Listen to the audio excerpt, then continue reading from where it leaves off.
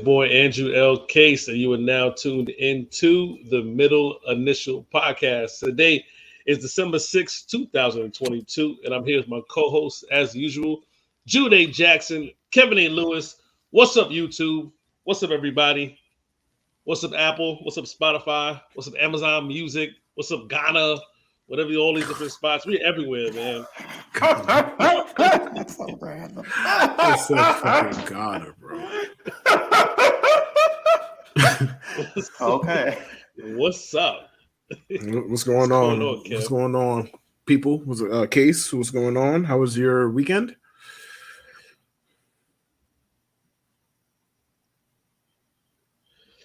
Weekend was cool. Good. I mean, yeah, that's how it sounded. Why would you guess that? Because you took a long time to respond, bro. Like a long time. No, sorry. Yo, I'm getting it as it comes. So if sorry, are we on page now? We're good. You tell me. Like, me and Jude are on one page. I don't know if you are on the same page. Like, my weekend was good. It was good. I had a good weekend. That's good. I'm happy for you. I had a good weekend too. It was exciting, nothing too crazy, just relaxed. So that's always a good weekend. I'm sure Kev had a great weekend. He was out here doing bitches, as they say. You put bitches in quotes.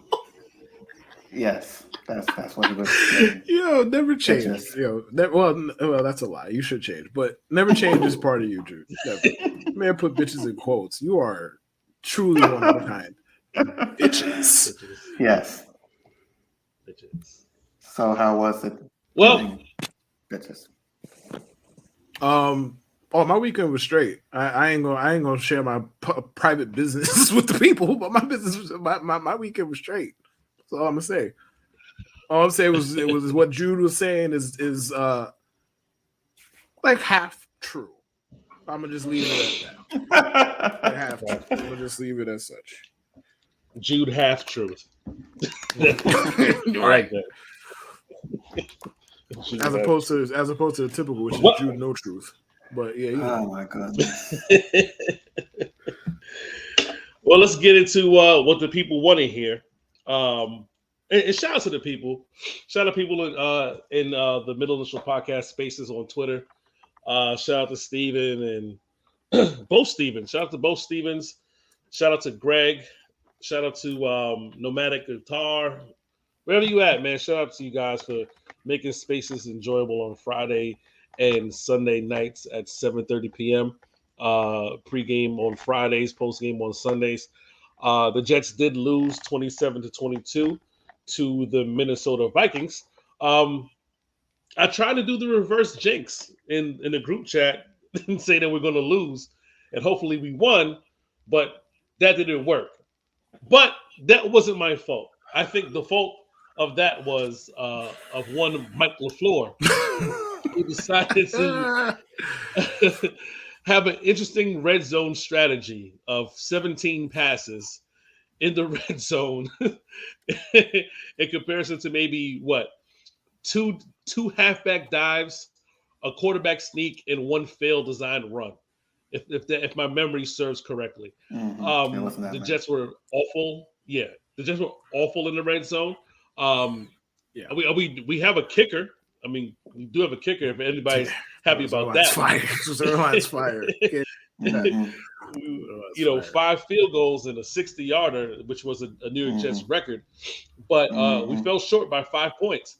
And what was it? If you want to say how many red zone trips we had, like 4, 6, maybe 4. It's 6. Yeah, we were like 1 for 6, 1 for 5, 1 for 6. Yes, it was as many as you said. The Jets moved the ball up and down the fucking field the majority of the game, and they just couldn't do anything. They couldn't push it in the end zone. Excuse me, and it was just, it was what it was. Yeah, with that game, yeah. I mean, when you score 1 touchdown, like, you're not going to win many football games. This is how it works. Yeah. I will say when you look at that game and everything, the big thing is it's one of those games in which there we talk about the red zone a lot, and that is true. That's where the biggest failures come. But we often forget that the fact there are so many little things here and there that could have changed. We just talk about the second half. We have all the evidence there, but the first half, letting Kirk Cousins scramble on 3rd and 8. For some reason, not playing press coverage on their receivers. Maybe they were afraid of Justin Jefferson. I get it, but it was like 4th and 2 or 3rd and 3, and they were like playing 8 yards off. Like, what do you think is going to happen there? Those were the big things. The defense wasn't really up to par. I mean, it's crazy to say a defense is not up to par when they give up 27, which is average for most teams, but they weren't up to the usual standard, and that's kind of what happened today. Offensively, so? they kind of. I mean, 27 points. That's the first time the Jets got that up since like September. Since the Bengals, but I don't look at point totals and say it was a tale of two halves. It was 20 points in the first half and 7. Somebody tweeted us that it reminded them just the effort. Like obviously the game context is different. It reminded them of the 2010 AFC title game. And it was like, that's up. Like because the Jets got thoroughly outplayed the first half and then thoroughly outplayed the opponent the second half, and then basically ran out of time because they started off too late. Yeah, that's kind of what it was. The defense didn't play their best half in the first half, and then they kind of closed up shop the second half. Like they didn't let Minnesota do much of anything outside of one drive, and then the offense kind of just did what it did. Like they kept chipping away. It's like threes are not really going to help you. It's not the NBA. And that no, but that was the frustrating part, right, Jude? Because we're talking about 2 separate halves, but Kirk Cousins started the game 0 for what? 7? 5, yeah. 0 for 5? Like, so it wasn't. So from my perspective, of course, and everyone else's, it was Dalvin Cook and Madison. I mean, Madison had 1 touchdown on that run. And that curse. Let's talk about that curse celebration right quick because I don't know what the fuck he was doing, humping the ground like that. But that shit was cursed. Wait, who? In the Madison. that celebration he was doing. Yeah, I don't. Yeah, that was basically. Cursed. There was a woman on a soccer team. She did the same thing. She faked the hammy pull and then she dropped down to a twerk. I don't know if he was paying an homage to that, but I mean, it was very, very bad. I wouldn't even say poor in taste. It was just awful to look at. But like we're talking about a half where you neutralized Justin Jefferson for the game. 7 catches, 45 yards. I mean, he always scored a touchdown, but you neutralized him for majority of the game, right? It's not a great game. I mean, in fantasy, that's good enough. But in talking about NFL standards, it's not a great game to have, right? Dalvin Cook had 80-something yards. You know, it was more first half rushing than second. But Kirk Cousins didn't have a great game. And it was like he wanted to give us the ball, and we just didn't take it. Like, he wanted to give us the ball. But for me, and this was the funny thing, it was almost like with the we were discussing, I think it was the Patriots game, and everyone was saying, oh, the Patriots were doing so much in the first half, completing all the third downs. But it was like, if you look at the numbers and watch the game, it was like, was it that much? Remember, it was 5 field goals, right? And then what did we do? He got 5 field goals. And that's the difference between losing a game. Lose a game and winning the game. 5 field goals. Like if they don't make them 5, which is hard to do, we're inept. We're not inept in the offense. We win that game, and then we go ahead and kick 5, and we lose because we needed 1 more touchdown. So that the game was so frustrating, man. It was. And there were so many opportunities too. Like there was minus the Braxton Berrios catch, the first Garrett Wilson catch, the one deep down the sideline all the way around. It was like, I honestly thought he was in too, and it was like, oh my god, he was out, and it was just by inches. And then White missed him later. Yeah. So like the miss, and then Corey Davis. I mean, maybe he gets caught up. I bet he gets closer than like what he did. I think he was like down at the 10-yard line. Maybe he gets to like the 1, and maybe we sneak the ball in or something like that. But yeah, there were so many missed opportunities throughout the game. It was crazy, but the thing is even though the Jets lost, it was actually one of the more enjoyable games to watch in a while. It's a meaningful December game. Like the Jets haven't had many of those, and it's a meaningful December game, at least for me. That's not quarterbacked by Ryan Fitzfuckface, so it was particularly enjoyable for me. So it was the first December game I could actually enjoy in basically 12 years. That's how it goes. I didn't enjoy none of that shit. Fuck Ryan Fitzpatrick. I said what the fuck I said, but we've discussed this game to death, and I feel like for me there isn't a lot to discuss. Hasn't already been discussed. But Braxton Berrios. So, yes. All right, let me make this clear. I don't particularly care for Braxton Berrios. It's not even about him. He doesn't move the needle for me in one way or the other. He doesn't make me feel anything by himself in a vacuum, right?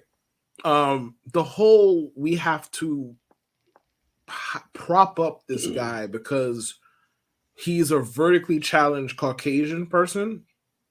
That's the part that bothers me. I said what I said. I don't feel like dancing around the issue. That's what it is. That's the part that bothers me. Because you know what?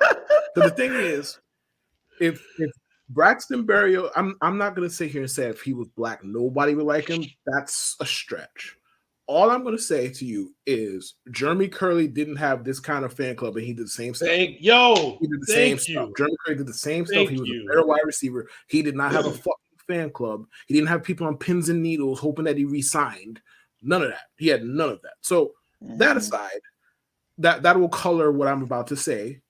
Braxton Berrios is a return man. Okay? Like he is a fucking return man. And the Jets have enough talent that they don't need to force feed him the football. Well, force feed a bit much, but you know what I mean. They don't need if you go through an entire month and Braxton Berrios doesn't receive any offensive reps, nobody should be upset. That's the point. Nobody should be upset. And that's not even a diss to him. You have better fucking players. And it's like, we have to do this whole, we got to get Braxton Berrios the ball on reverses. Like the last play, the fourth down, whatever, that, Mike White threw it behind him. Okay, sure. A better wide receiver might catch the ball. Like, what do we do? But the reverse is just like, and Jude actually said this a few times, like while Elijah was going through his debacle of telling the truth. Excuse me, but he said, I part of me is I don't like that you took Rich Sami's baby, but one part I do understand is like how he could look at Braxton Berrios, get all these fucking jet sweeps and be like, yo, I could do that, and it's like, yeah, yes, he did it in the game. He gave him the ball in fucking reverse, and he broke 3 fucking tackles and got 9 yards.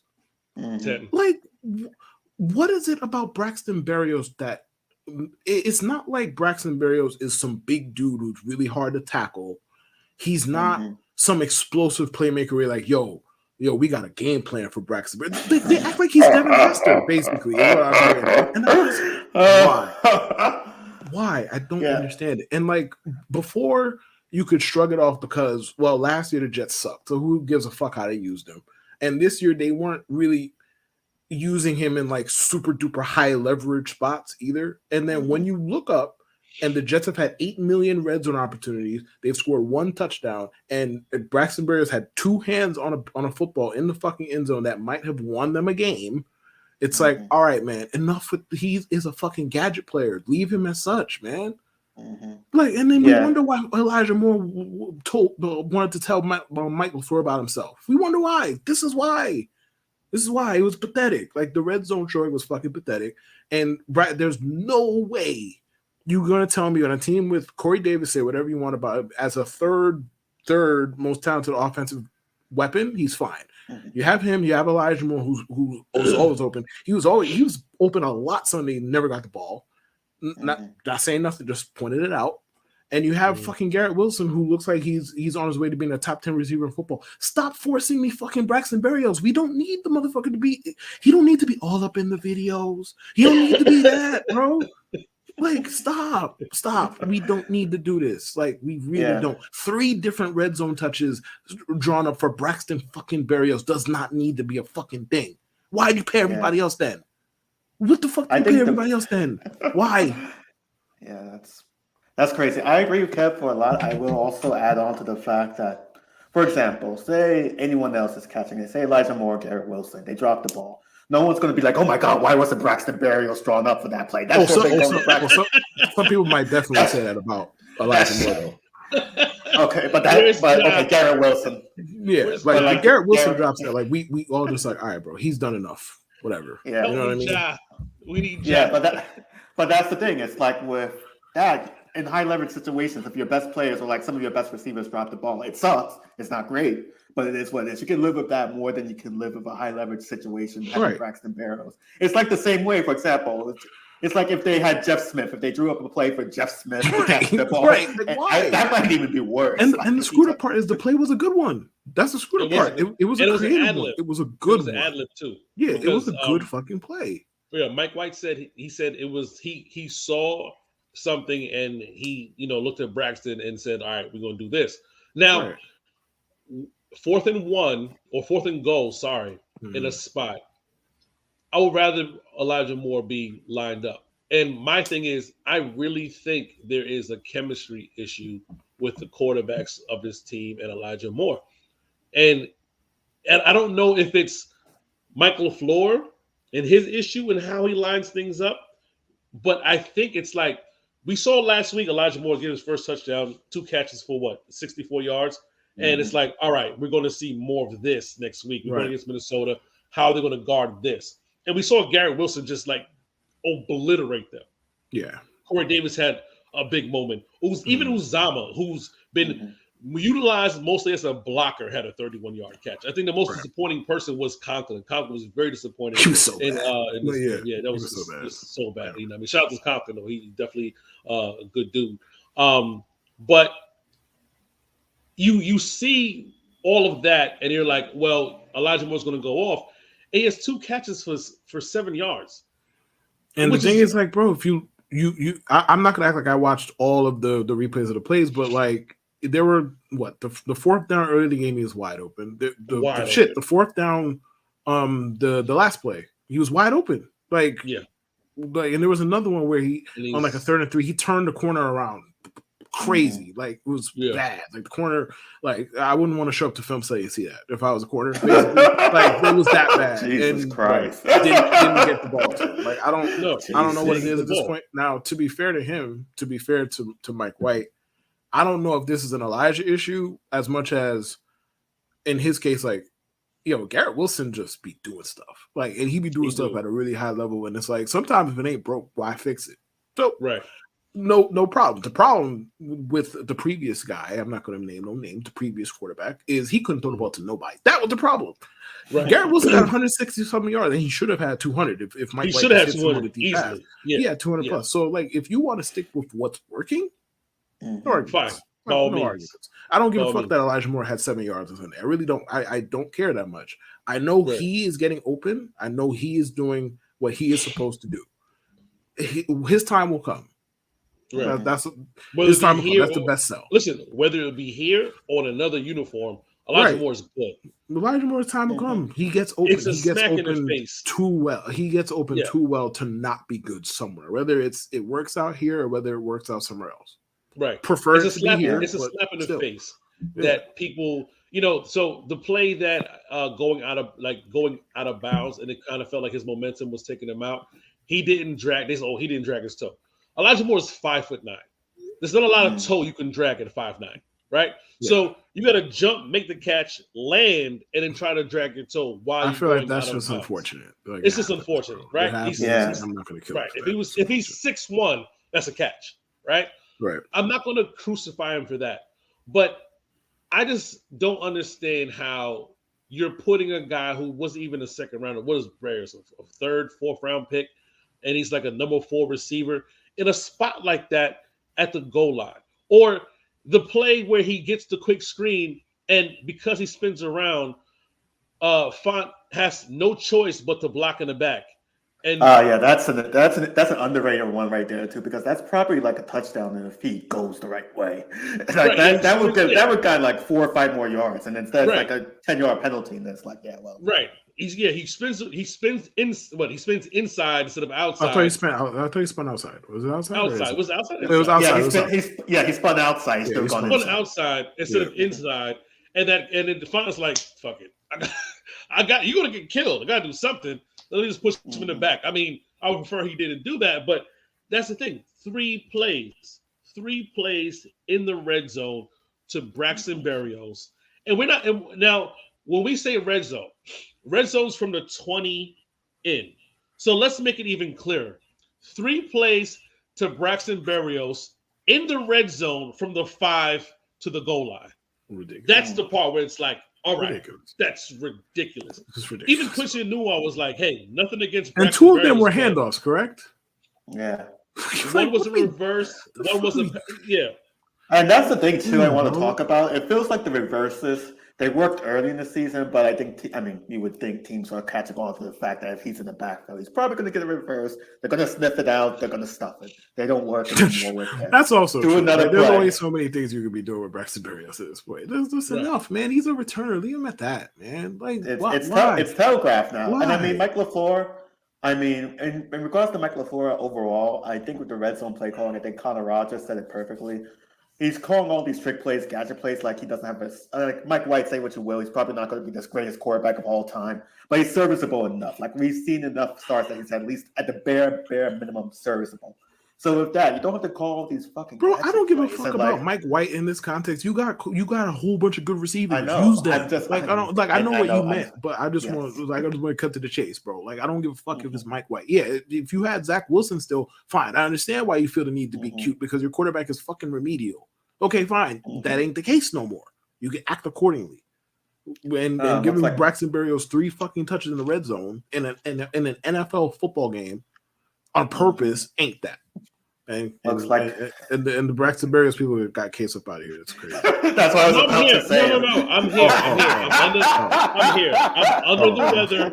And I wanted to wipe my nose. I didn't want to wipe my nose on Cam, so I turned the camera on. Oh, I thought the berries got you up out of here. No, man. Listen, it's funny because we did the spaces, right? And I don't like calling people out for saying certain things because it's all love. But my man Spiral Cush was like, maybe Braxton Berrios gets off the line better. I don't know. And I'm just like, they're the same height. They run they top out at the same miles per hour, like 20, 21 or whatever. And like I said, are you saying this is Braxton Berrios has muscles and he has like a stronger physique, like he gets off the line better? Like, no, he doesn't get off the line better. He has 12 catches for 84 yards at 5.5 yards a catch. That's Braxton Berrios' season. 12 catch for 84 yards is not 5.5 yards. It's catch, like, it's 7. 5 point. No, it's like, no, 84 divided by 12 is 7, my friend. Like, I don't know what you're talking about right now. Hold on, because when I looked it up, it said 5.5. Maybe it's 15 catches, but it's not a lot. Right now. It got to be 15. Yeah. 15. Yeah. Sorry, so 15 for 82. 15 catches. This is a very pro numbers program. Very pro numbers program, ladies and gentlemen. 15 catches for 82 yards, 5.5 yards a catch. And I'm watching people say, well, if he caught it, he didn't, though. We can't live in the realm of ifs. Because if we drove a better play for Garrett Wilson, like the fade that went to nowhere. If ifs and buts were candies and nuts, we'd all have a merry fucking Christmas, bro. Who cares, man? I don't give a fuck. Yeah, that fade play, what happened? Did he get pushed or something, or you just fell? Because it looked like it got no idea. Bro, no idea. It just because that probably would have scored. I generally hate fades, but sometimes they work. So it's like, all right, that one I can't really sit here and be loud and critical about it. Sometimes they work, and sometimes they look like that. So, but Kev, you know what we watched last night? We watched the Tampa Bay Buccaneers come back and drive, get into the red zone, and just have a tight end open, like a 3 tight ends, bro. It was just simple. I'm so fucking bro. Why do NFL teams collectively soil their boxers or jock straps or whatever the fuck whenever they're ahead? And Tom Brady on the other side, bro, he's 45 and the team ain't been shit all year, bro. Enough. Son, enough. I want, bro, the Buccaneers rightfully should be 4-8. The Rams, I don't know what the fuck the Rams are doing on the last couple of drives where you're just like, all right, you know what? You can have the middle and you can have the sideline. Hey, there's nothing left outside of, if you're going to give them everything, they're going to take it. And then Right. last night you had that bullshit going on, and you have Mark Ingram managing Running to be out of injured bounds. enough to run out of bounds short of the first down marker, and then they ended up punting on that position. And it's just like, all right, man. Todd Bowles punted the ball to surrender. He punted the ball, and now he's getting rewarded for that decision. Like, that's the sad part is he got rewarded for punting. I'm gonna be out here like full on just like the anti Tom Brady that I've been on for 20 years. It's gonna be on fever pitch come January. I want somebody to kick their ass, bro. Enough. They should be 4-8, bro. Enough. They should be 4-8, man. Like Todd Bowles gonna make a playoff appearance for what?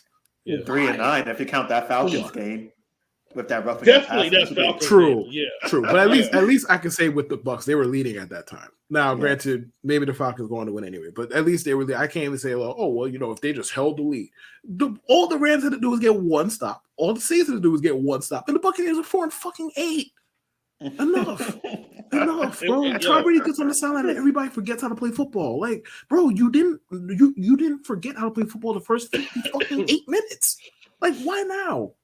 The last 2 minutes. Like, bro, I saw the Mike Evans PI. I'm like, oh God, here we fucking Here we go, bro. It was like that was a basketball flop too. Like, I didn't even take nothing of it with the with the Mark Ingram shit.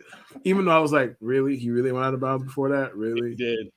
But the Mike Evans PI, I was like, oh yeah, I know how this goes. They go score a touch, they go win 17-60. I've seen this movie a million fucking times. And the crazy thing is, Andy Dalton threw a perfect ball to like Taysom Hill of all people, and he dropped. Fuck Taysom Hill. Fuck Taysom Hill. If that was against somebody else, he'd have caught it, Lou. You know what? I'm not going to go there. Let's change the topic. I'm not going to go there. But I mean, I just bring that up to see, like, you see teams operate within the red zone, and it's not trick plays. It's like 2 tight end sets. Maybe you have a running back on the flat to the outside versus a linebacker. We have talent. Like, there's no reason for us to have 6 red zone trips, and our only touchdown is like a video review quarterback sneak. You know what I mean? Like, that shouldn't have been the touchdown. Like, maybe the game-winning drama, that would have been fine, but not the touchdown that brings us within 5. You know what I mean? Like, it was so embarrassing. So, we got the Bills next, and this is going to be a revenge game for the Bills. Again, I'm not making predictions, but I'm not impressed with how Josh Allen has been quarterbacking for like maybe the past 4 or 5 games, especially with the turnovers. It just seems like he's kind of regressing in decision making, and that could bode well for us. The last game we won, Zach Wilson was quarterback. The last time Mike White played Buffalo, he threw 4 interceptions. Let's hope that our luck changes. We have 5 games left. We're 7-5. Hey, for those of you who partake in the gambling thing, whatever Mike White's line is on interceptions, take the over. Just take the free game, take the free advice.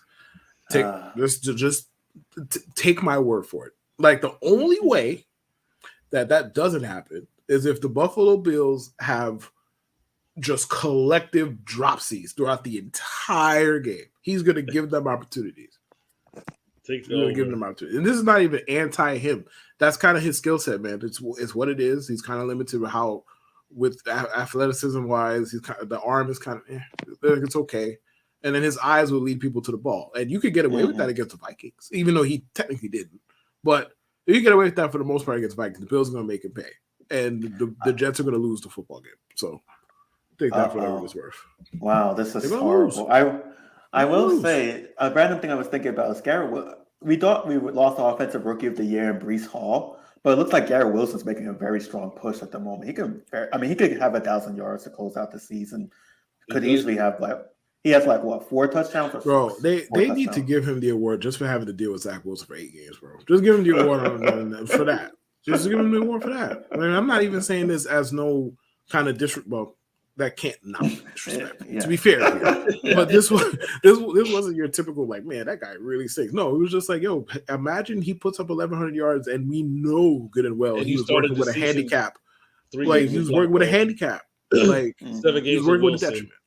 And 2 with right. Listen, he's nasty, bro. Like, he's so good. Oh, I didn't expect him to be this good. So good. But what somebody pointed out is in the same year, Joe Douglas drafted Breece Hall, who would definitely been head and shoulders offensive rookie of the year. Right. Garrett Wilson, who can possibly get it, and signed an undrafted free agent in Zonovan Knight, who has had 2 games of over 100 yards, all-purpose yards. Yeah. Like Joe Douglas, right now, like you mean the guy Jude wanted fired in week 1? Yeah, him. that Joe guy? Douglas, man, executive of the year, bro. Like you got to give it to him. Like I know that it goes to the team with the better records and stuff like that, but you can't look at his body of work and say, how could you not? Like, how could you not? Like, bro, not all my takes age gracefully, obviously, as we've heard on this show and many others. But the one I will say, and I never really brought it up because I don't really care to. But I was when they were in the market for trading for a wide receiver, at least the rumors said they were, and I was like, I don't know about y'all, and I'm not really that well versed on Garrett Wilson. All I know is what Ohio. Like I know a bunch of Ohio State fans, and they tell me they swear by him. This, that, and third, you're gonna love him, blah blah. And I'll take your word for it. And they ended up being very right. By the time I was like I'm very y'all know I love AJ Brown, favorite wide receiver in the sport, blah blah. And then Debo is great. Blah, blah. I was like, hey, I don't know about y'all. I'd rather just take a wide receiver at 10. Oh yeah. I'd rather just take a wide receiver at 10 as opposed to trading for AJ or trading for Debo. I was a little salty on draft night when AJ got traded for that, but I was like, all right, they took Garrett Wilson. They're gonna have control over him for 5 years. Cap wise, it helps you, especially if he dominates. And so far he's fucking dominating. So that take age gracefully. He's been amazing. Speaking of AJ Brown, the Titans GM paid for his crimes by getting fired. Yo, 7-5. Yes, and this is like. Nah, this is not. Listen. I mean, all right. So you trade AJ Brown, you still don't have a quarterback. You drafted Malik Willis, who may not be the guy, like at all. Like he's not looked good, and the philosophy of just trying out Derrick Henry week for week to get 30 carries. It's not going to hold up for the season. You're going to win a division because your division is trash. You're going to go to the playoffs, but you need a change. So if the new tight ends GM is listening, we got a nice young quarterback who we drafted number 2 overall, and he might be looking for a new home next year. So listen, I heard Tennessee is nice in the fall. That's all I'm saying. I mean, the crazy thing is, I think they put a graphic of AJ Brown and the Titans wide receivers. I'm almost certain he's either matched or exceeded their numbers and like touchdowns, yards, all that stuff. Man. Yo, AJ Brown's celebration after the first touchdown was so funny. When he was whipping the goalpost with his towel or whatever. he's like, hey man, I gotta discipline you, but I still love you at the end of the day. I was like, bro, how disrespectful can you be? How, bro? And then the second touchdown was ludicrous.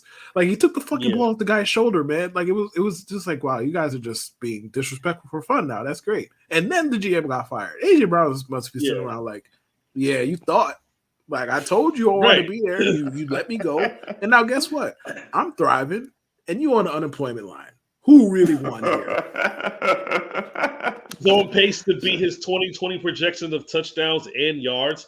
He's averaging the second most yards per catch compared to his rookie season. He averaged 20 yards a catch, which is ridiculous. He averaged 20 yards a catch his rookie season. Like the man's filthy. How do you let that walk? He's filthy. Like I'm not saying he's T.O. good. I'm saying he's very similar as far as built and how they play. Like he's a great receiver. Like one of the best in the sport. All right, man. Speaking of swaps, because he's about to ruin my segment. God damn it. I just wanted to say the Colts. Colts are very bad. They let up 400 points in the fourth quarter, and that shit looked like I don't know what the fuck was going on, but that shit looked hilarious. That looked like a Madden game. Yeah, we ain't talking about no Colts. Yeah, go ahead. Yeah, fucking Colts. I can't believe he stopped what was supposed to be a good segue for the fucking. It was a great segue. Jesus, man. Like it really was. Speaking of swaps here, man. Let's talk about the Colts for 2 seconds. Anyway, we need a producer. We need a producer in his ear. Like, just shut up. Shut up. Damn it. As a Mets fan, to my chagrin, Jacob deGrom has taken his talents elsewhere. to a tune of what was it, 200 million, 222 million, something like that. What was that he took to go It was 5 for 185 with a 6-year option. Right. That could take him to 222. Yeah. Right. To go to the Texas Rangers. Listen, Texas, I'll give the Rangers, I'll give them this much. They will go for one player as hard as they can. Like, they're going to pay one player in the offseason. And they were coveting DeGrom, and they got him. Mm-hmm. And last year was 2, to be fair to them. But yeah. Yeah. They paid Seager and Simeon. Okay. Right. Do I so my initial feeling was I can't describe it.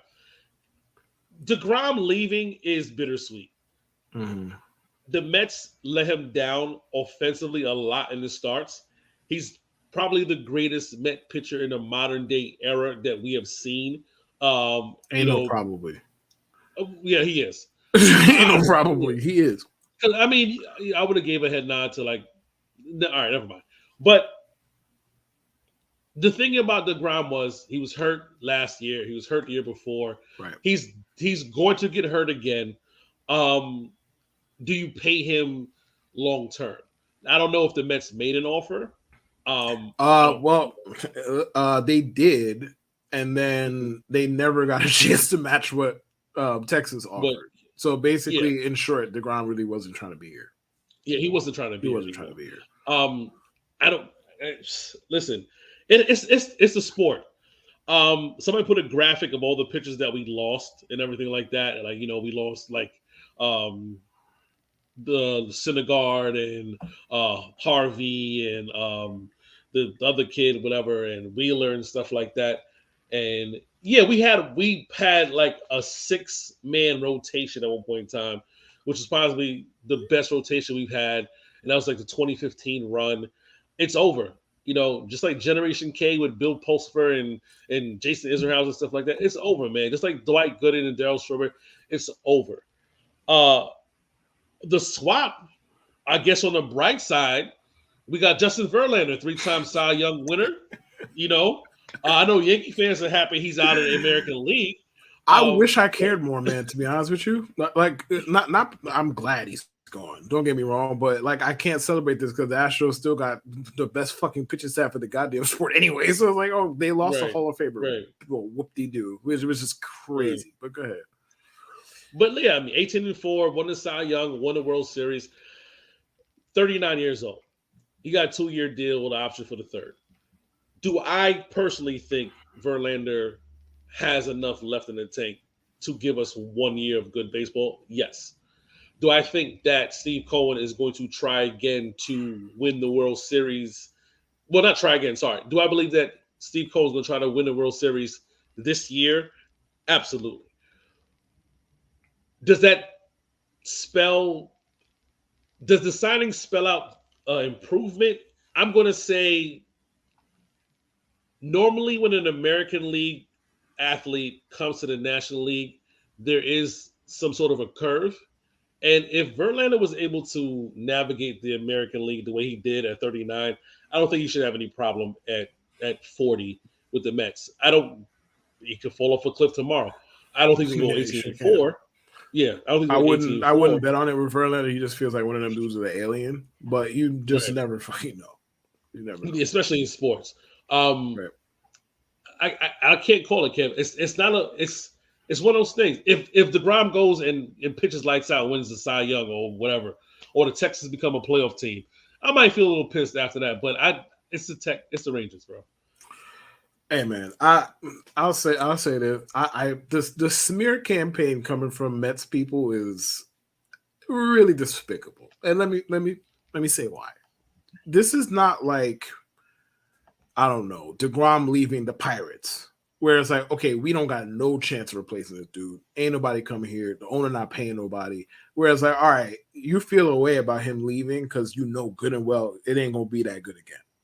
That would be perfectly understandable. I think smear campaigns generally are whack as hell, but at least with the Pirates, I understand why you salty. Yo, the Mets replaced one Hall of Fame caliber pitcher with another Hall of Fame caliber pitcher. You still go, oh, well, DeGrom didn't like attending team charity function. So, like, why are we doing this now, bro? Like, you landed on your feet. You replaced one really good lady, like, to make a dating analogy, with another really good woman. Like, the first one left you for whatever the reason. She wasn't trying to fuck with you no more. And then you landed on your feet quite well. You got somebody who is not quite as good, but close. Why are you still fucking salty? But on the baseball side of things, I can't.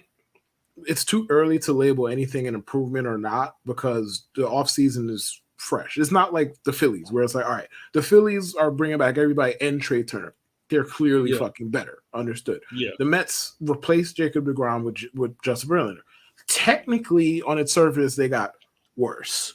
Putting that in quotes because okay, you replace one Hall of Fame pitcher. I mean, shit, Justin Verlander just won the fucking Cy Young. So you replace one Hall of Fame pitcher with the guy who quite literally just won the last AL Cy Young. So it is what it is. The Mets are in good shape. Like the owner seems like he's willing to spend or whatever. They're fine. I'm assuming they're not going to be finished. I don't know if they bring back Brandon Nimmo. I doubt that, but based on what I'm hearing, but we'll see. And I mean, what more is there to be said? They replace one goat with another. Yeah, it's what they call it in Christmas, Yankee swap. That's when you open gifts. It was the episode of Office. They played Yankee swap. And they open gifts and everything like that, and they you get to choose whatever. It was a Yankee swap.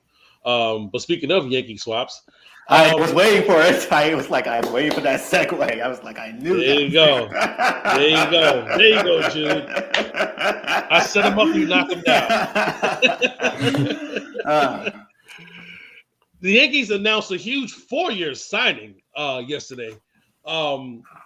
Breaking news last night. Brian Cashman signed a 4-year extension as general manager.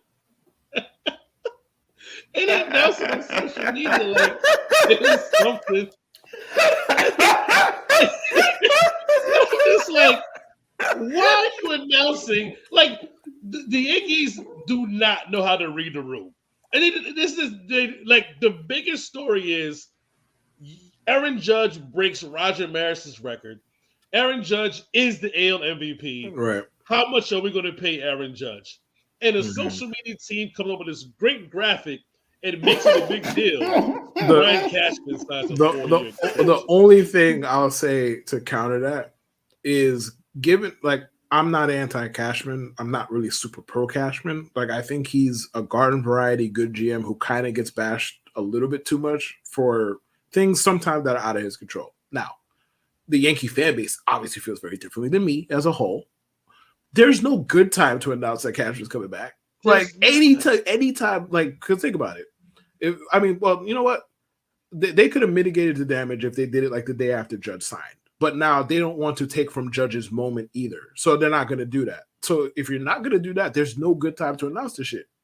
Because we all know it's going to happen.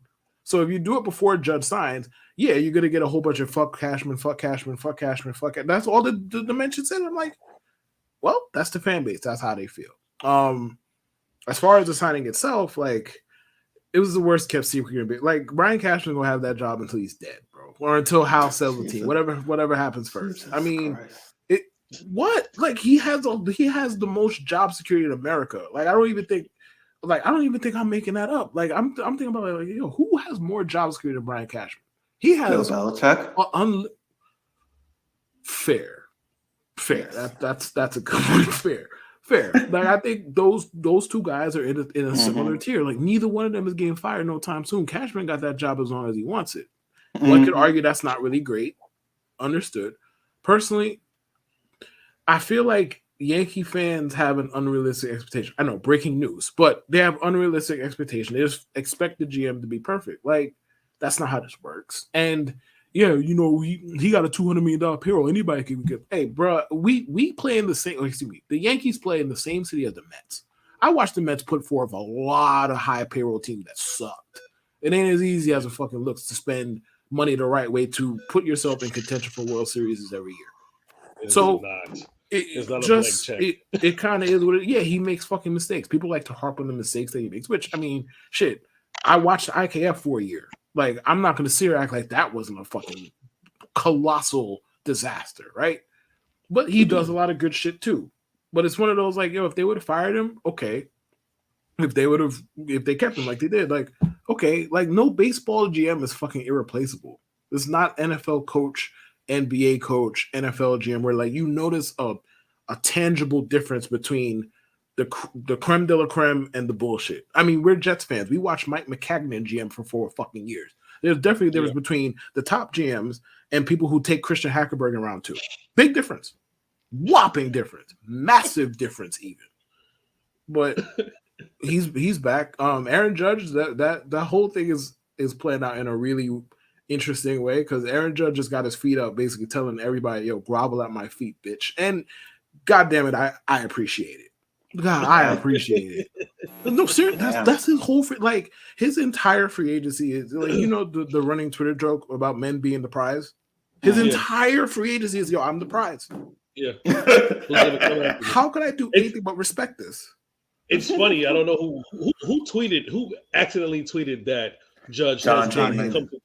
John Heyman. And he spelled an arson Judge, and then he deleted, and then he apologized like right after. No. It's funny, but to Kev's point, right?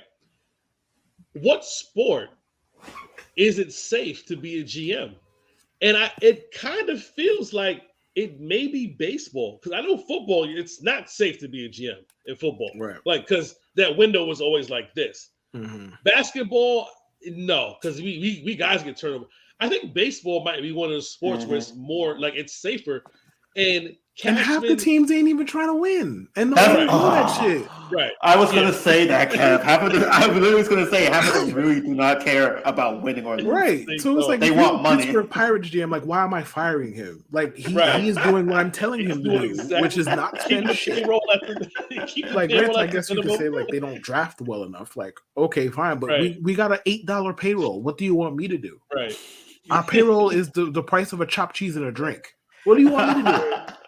And that's the thing. Like baseball needs more. I think Cashman going to another team would be better for baseball because there needs to be a level of competition where someone says, you know what, I can use a guy like that who's going to spend, but in this market that we need him to spend. So in the Yankee market, but the thing is, the Yankee spending ain't up to Brian Cashman. Like no team spending is up to the GM. But that's what I'm saying. It's not. But what I'm saying in this market for the Yankees, we know Hal is not trying to spend, and the fan base wants Hal and Cashman to spend. Right. But like you said, your job is to do what I tell you to do, and if it's to keep the payroll at a certain level, well, Cashman's going to stick around.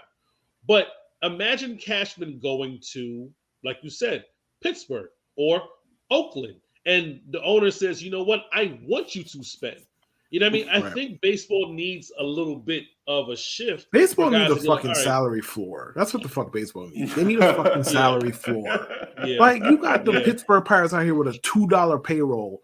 Tampa Bay's payroll is like $17. You got Cleveland who like they signed somebody today, to be fair to them. They signed Josh Bell. Yeah. For, I think it was 2 for 32, which okay, fine. Their payroll is going to be like $60 million this year. Like, bro, you need a salary floor because these people ain't trying to win. Oakland. But the thing is, they don't want to pay people. Oakland, right? But Oakland is the worst. They're pathetic. Like, they made a whole movie about these motherfuckers. They ain't never won shit. But that's a whole story for a different day. Like you need a salary floor, bro. Like, but they don't want to pay people. And the thing is, with a salary floor, like, you're opening up opportunities for players to make more than, in some cases, maybe they should make.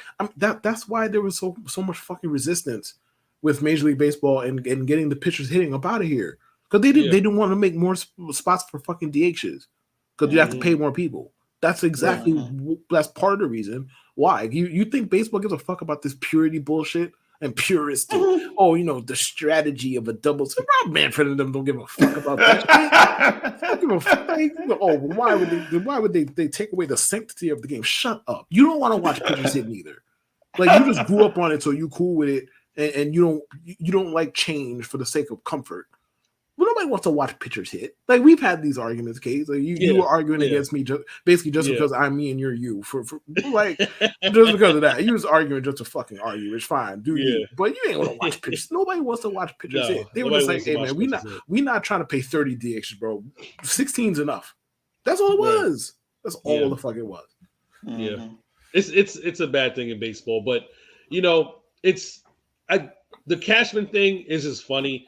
The Aaron Judge thing is also funny because, like Kev said, people are lining up, but we don't know exactly who. Like we do. It's the Yankees and Giants, bro. It's two teams, and he's pinning both of them against each other, which brilliant, smart. It is. He's pinning both of them against each other. I personally feel like the Yankees should pay him.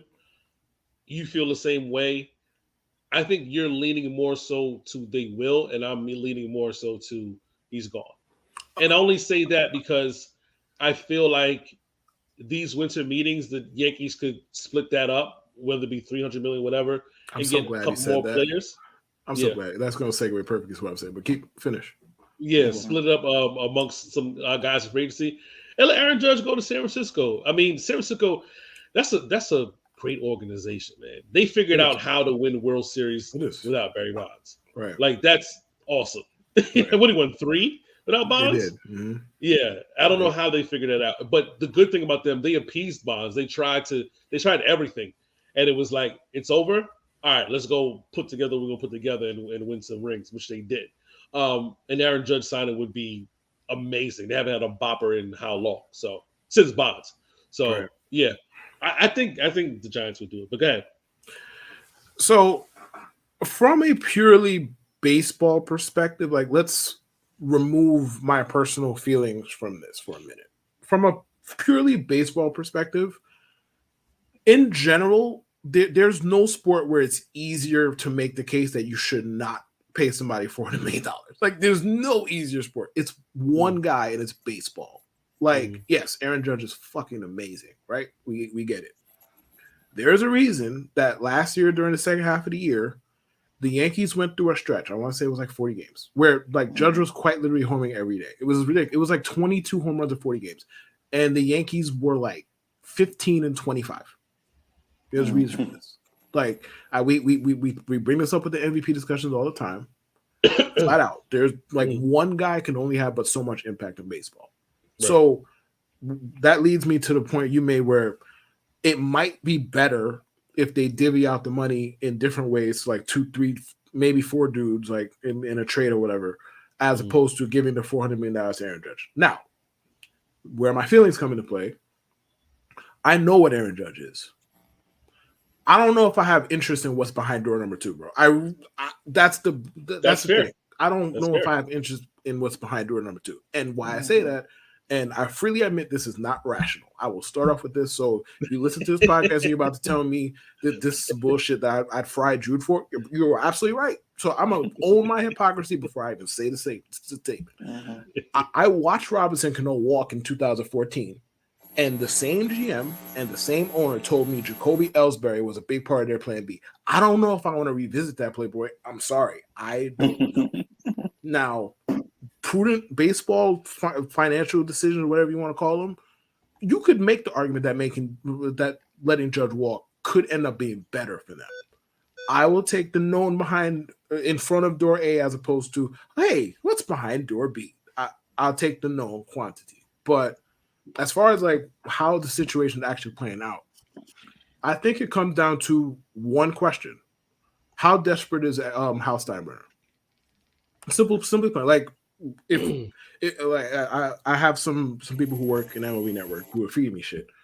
Basically, right now it's the Giants' current offer is 9 for $360, right? The Yankees' current offer, I think, is 9 for $330, and they don't want to cross $330, which is like also really curious. Like, I know everybody has to have a line in negotiation. I know that's how this works. But motherfucker, if you're willing to pay $330, why are you not willing to pay $360? Like, what's the difference at that point? It's a shit ton of fucking money. Like, $30 million. Yeah, I get it. You got to have a line. But it's just, if Hal wants to get this done, or at least if he wanted to get it done enough to override Brian Cashman, I think it gets done. How bad does he want that? I don't know. Now, obviously, Judge might just want to go to San Francisco anyway. That could be the case. I don't fucking know.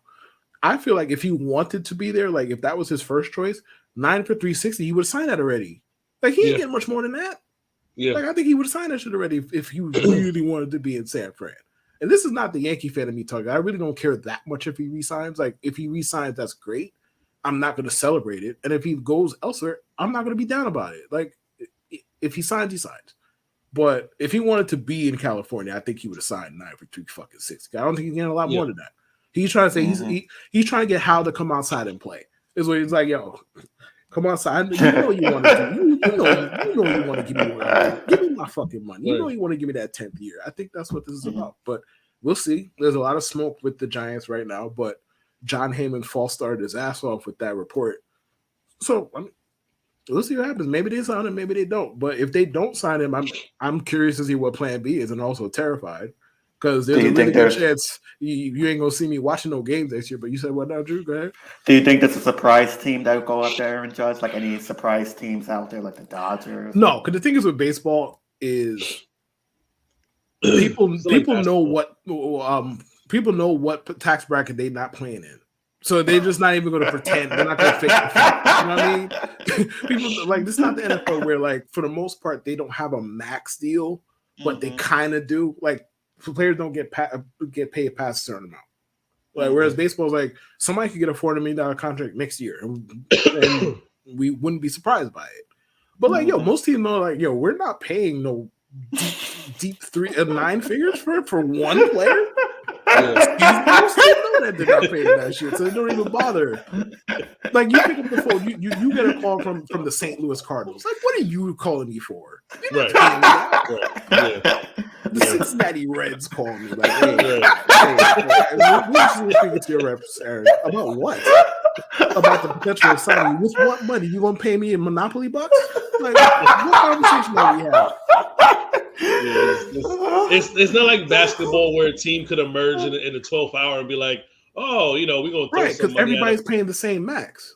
Right, because they got a max contract. Everybody paid the same max. Like you think the Tampa Bay Rays are going to call Aaron Judge for what? Why? Who's time are they trying to wait?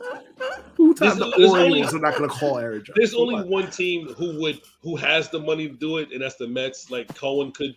I can see Cohen like saying, "Hey, we don't have Nimmo. We're not trying to sign him. What if our center fielder is Aaron Judge?" I can see. And the thing is, that report that came out that he's really not trying to step on Hal's toes. I don't know if you saw that, where they had to. They brought up a fucking collusion investigation behind it because he said he wasn't trying to step on House. So I don't know why he would say that out loud, but I don't know why he did. He did. Like so, I don't even know if he would get involved. Like the Dodgers don't really seem like they besides Mookie Betts, I don't see them giving nobody no 10 years or 9 years. Like they gave Freddie 6. Mookie Betts a whole lot. Yeah, they paid Mookie Betts a ton. And regardless of what we feel about what baseball owners should or should not be doing, for the most part, you look around baseball, teams are not going to be having no 3, 4, 5 mega deals. For the most part, that's just how it goes. Yeah. Now, like the middle class is what separates like the Padres and whatever from the Rays don't pay anybody, but a lower tier team like maybe the Phillies in past years, like they've been more aggressive now. But like the middle tier, like you might see guys who are getting like 12 million from like the Padres as opposed to the 3 million and the 2 million and the 4 millions from other teams. But teams play in the tax bracket they're supposed to play in. So motherfuckers ain't gonna be walking around like, I'm gonna call Aaron Judge. No, you're not. Right. You know good and well you're not getting nothing from Aaron Judge. Also, take into consideration where DeGrom went, there's no state tax, right? He went to Texas, no state tax. So it's hard to compete when guys want to go to like Texas and Florida, right? And the thing is, but I swear I read this somewhere that they basically tax you where you're playing. So granted, I swear I read that somewhere, but let's pretend that's true. You're still playing half the time that Texas ain't. So you know what I mean? Like you're still saving quite a bit. Right. So I could imagine that San Francisco is paying higher because of the tax, because taxes in San Francisco is higher than New York City. Yeah, so I can imagine, that's where the extra 30 million comes from. So if the Yankees had to compete, 330 they don't have to move from 330 considering the taxes. But so I'm thinking if they were to move up, let's say 10 years, 350. If the 10th year matters, you know what I mean?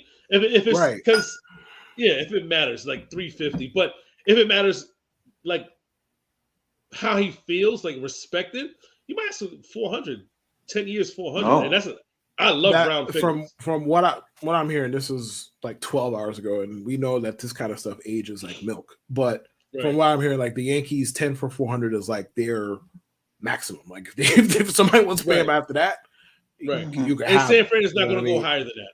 They're not yeah, go higher. And that's kind of what I feel like.